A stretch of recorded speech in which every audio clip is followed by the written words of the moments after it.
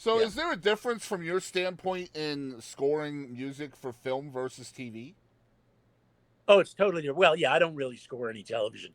Uh, I wrote themes to a bunch of stuff, a lot of sports stuff. And I did MacGyver when it started. And Yeah. that was a nut. But yeah, it's because that's the different animal. A feature films, a composer works. There's a million people involved. They cost a fortune, and you work with one person, a director. You never work with anybody else. In TV, you work with thousands of people, producers, network people. When I say you work with them, they're just giving their opinions. And You know what I it's mean? probably more theme based too in TV, right? Because it's repetitive. It's an Well, episodic thing. I would. Yeah, it wasn't. It is, but that doesn't help you. Yeah. That won't help you when you got to write 30, 40 minutes of music overnight and produce it. It doesn't help you. You could use the theme a million times. You still got to record it and time it, and it's a nightmare. So I didn't do that. So we did talk about earlier. You're a windshield guy, not much of a rear view mirror guy. But as you reflect back at 52 years in the business or plus, um, Don't say that. okay, I won't say that anymore. Somewhat amount of years behind you. Do you ever take the time to reflect on all the things that you've done and the successes that you've had? Um, I'm not going to say that I don't reflect on it and I'm not proud of what I've done. Right. And because, like I said, though it takes luck in the right place, right time, and background. But I don't dwell on it at all because when I say I've never stopped, and maybe that's people could say, oh, that's an insecurity. You could have stopped a long time ago. No, why would I stop? This is what I do, Mm-hmm. and I like to do it every day. And I always like to have, first of all, something I'm creating, writing, whether it be the new album, whether it be a new score, uh, and preparing for a concert.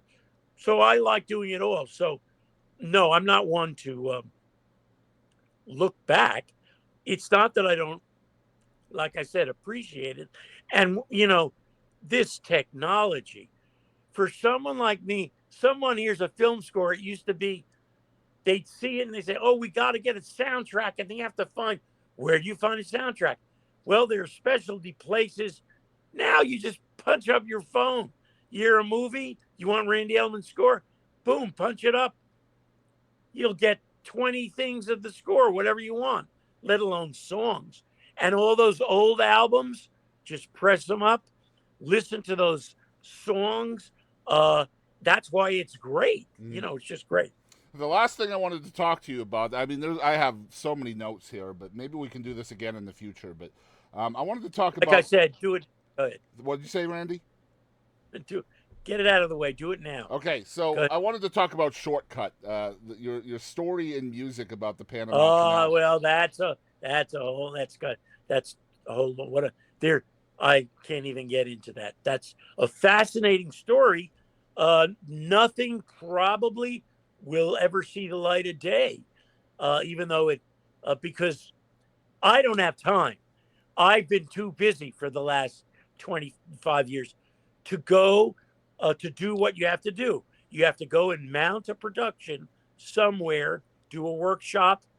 I wrote the lyrics, Yeah, I love the the music. music. It's phenomenal. I love it. Well, I placed the story of that, and that's a long story. And that was, uh, and I went to see, walked right off the street, literally, to at the time that I read a book.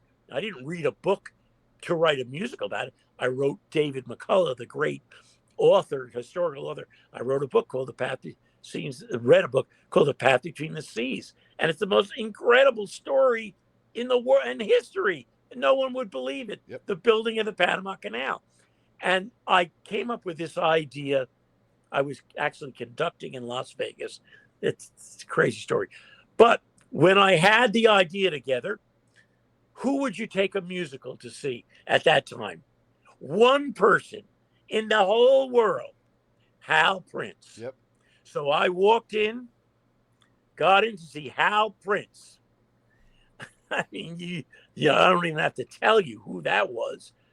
And sat down and told him this story and sat at the piano and played him about 15 songs about William Gorgas, the yellow fever doctor, I got him hooked.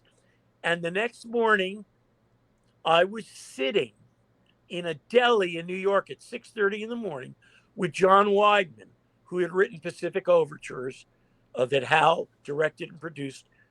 And the music was written by a guy named Stephen Sondheim. John became his writing partner for years, Assassins, all that stuff. And John and I hit it off, and the story started. We worked for about a year. And then, we went in a lot of directions, and it was my fault because you have to follow through with this stuff. So, Yeah. And recently, how did you hear the music? It's on YouTube. It's on YouTube. I promise you. Oh, well, maybe a couple of things, right? Let me check for you. But yeah, I'm pretty sure. Yeah, it's on it's on your YouTube channel. 3 songs. Oh God, yeah. There's 50. Right. Okay. Yeah. There's 50 songs. Yeah. Okay. Well, the 3 I heard are phenomenal. I love. Oh well, them. thank you. Yeah, absolutely. Well, they are this. Yeah, and if I decided tomorrow, okay, I got to do this, and I shut down, I'll get it going. I'm not saying I'll open on Broadway, but that's a lot of doing, and I just can't do it.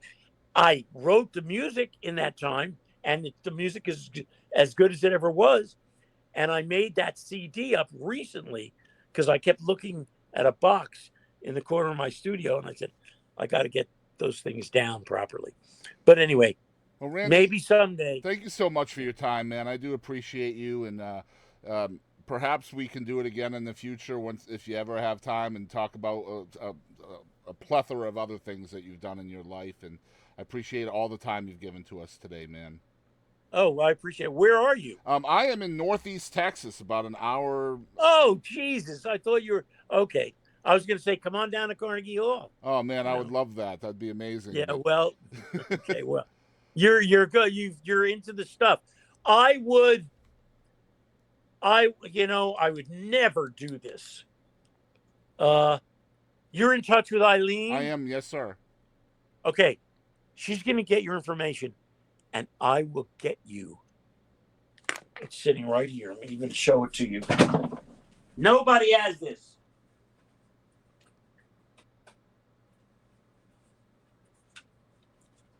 You see this? Oh man. Okay, nobody has this. I'll get you Panama. She'll give me information. Somehow I'll get somehow. I mean, like I said, I'll get you. I mean, this all I have is a CD. Well, make sure you sign it now. Make sure you put your name. No, I'm not. Because you listen to those things, you'll really get, and it's got a little about the story in there and everything. Awesome. But and then you can come and produce it. Come up with like 25, 30 million should do it. Yeah. Well, and we open and close in one night. I'll start a GoFundMe. Yeah, do it. All right.